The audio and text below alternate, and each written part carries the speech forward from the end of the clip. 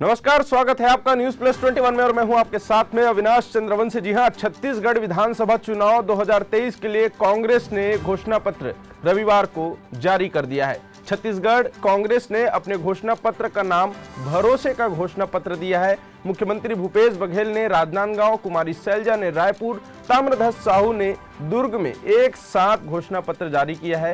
कांग्रेस ने किसानों का कर्जा माफ, 20 क्विंटल प्रति एकड़ धान की खरीदी के साथ 3200 रुपए प्रति क्विंटल धान खरीदी का वादा किया है। निश्चित तौर पर भारतीय जनता पार्टी और कांग्रेस के दोनों के घोषणा पत्रों में काफी टकरार देखने को मिल रहा है। टक्कर देने वाली बात जो है वो इस घोषणा पत्र में नजर आ रही है। सबसे प्रमुख रूप से कांग्रेस ने किसानों का कर्जा माफ, जातिगत जनगणना कराने, 20 क्विंटल प्रति एकड़ धान खरीदी, 3200 रुपए में धान खरीदी, 17.5 लाख गरीब परिवारों को आवास, तेंदुपत्ता संग्राहक परिवार को 4000 रुपए वार्षिक बोनस, लघु वनोपज की समर्थन मूल्य में 10 रुपए अतिरिक्त मिलेंगे। वहीं सभी सरकारी स्कूलों कॉलेजों में केजी से लेके पीजी तक की शिक्षा निशुल्क, गरीबों को 10 लाख, अन्य को 5 लाख रुपए तक निशुल्क इलाज।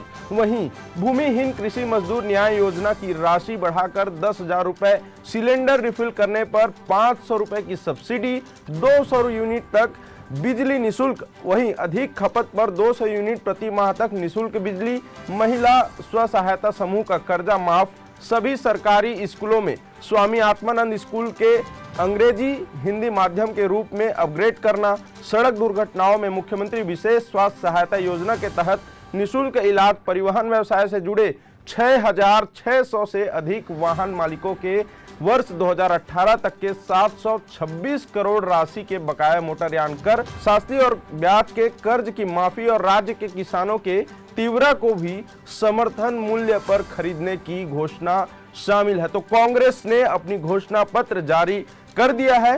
बीजेपी और कांग्रेस के घोषणा पत्र में ये मुकाबला नजर आ रहा है। एक तरफ भारतीय जनता पार्टी ने 3100 रुपए प्रति क्विंटल के हिसाब से प्रति एकड़ 21 क्विंटल धान खरीदने की बात की है, तो वहीं कांग्रेस ने मास्टर स्ट्रोक खेलते हुए कर्ज माफी के साथ साथ 3200 रुपए प्रति क्विंटल धान खरीदने की बात अपने घोषणा पत्र में शामिल किया है।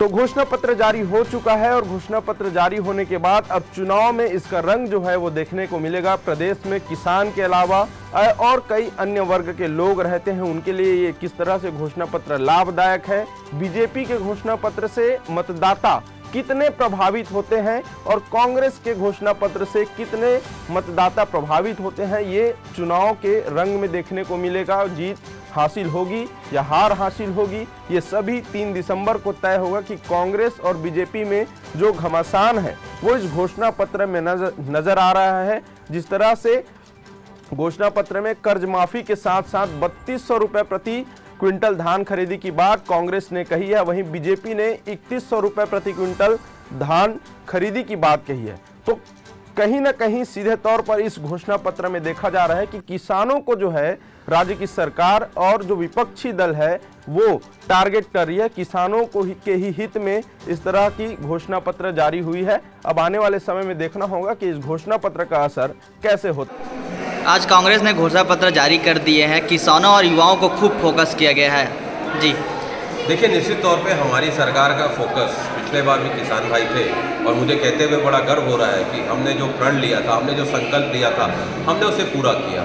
और उस समय भी बीजेपी के लोग कहते थे कि फंड कहाँ से लाएंगे, और हमने वो करके भी दिखाया। केंद्र की सरकार के इतना सौतेला पर व्यवहार के बाद, भेदभाव रवैया अपनाने के बाद, इतने हडल्स पैदा करने के बाद भी हमारी सरकार ने जो कहा था हमने किया। और आज इस देश में सबसे ज़्यादा किसानों को उनकी उपज का मूल्य अगर कोई दे रहा है तो छत्तीसगढ़ शासन दे रहा है। इसलिए किसान भाई कहते हैं यहाँ पर कि भरोसा बरकरार, पुनः कांग्रेस की सरकार। और रही बात आपने युवाओं की भी की, तो निश्चित तौर पे आज का युवा सारी चीज़ों को समझता है, जानता है, और वो हमेशा इस बात को समझते भी हैं कि जिस प्रकार से पूर्ववर्ती सरकारों ने सरकारी भर्ती पर रोक लगा के रखी थी, कई पदों को उन्होंने रोक के रखा था, लेकिन हमारी सरकार आने के बाद शासकीय पद ओपन किया गया और उनकी नियुक्ति भी की गई और आगे भी किया जाएगा।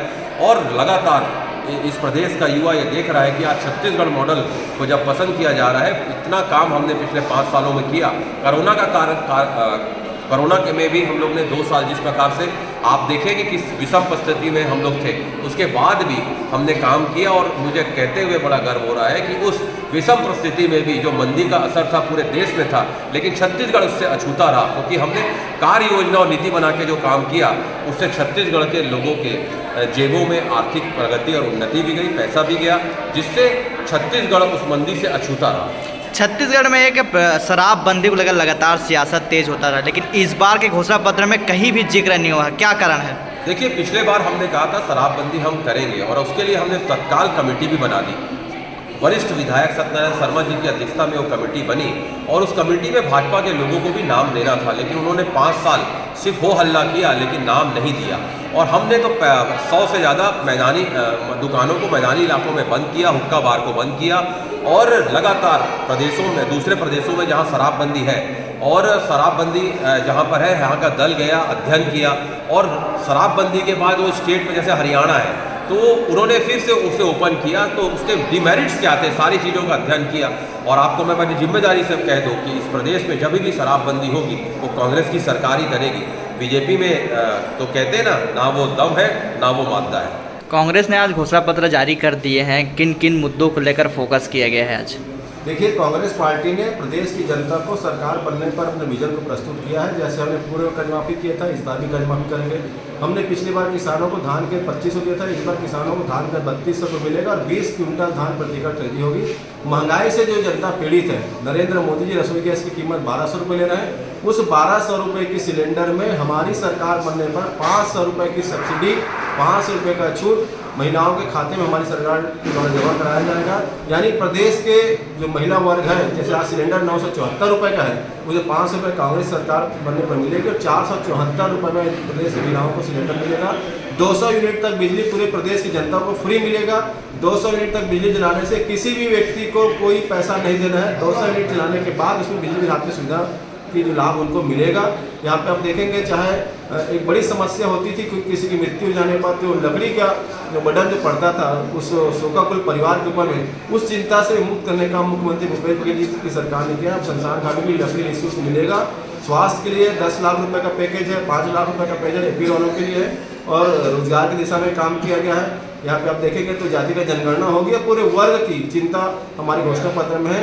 पूर्व में जो हमने काम किया था उसको गति मिलेगा, छत्तीसगढ़ नई दिशा में नई ऊंचाइयों को छुएगा। शराबबंदी का एक अहम हिस्सा हो जाता है। पिछले बार घोषणा पत्र में शराबबंदी का जिक्र हुआ था, इस बार जिक्र नहीं हुआ है, क्या कहेंगे?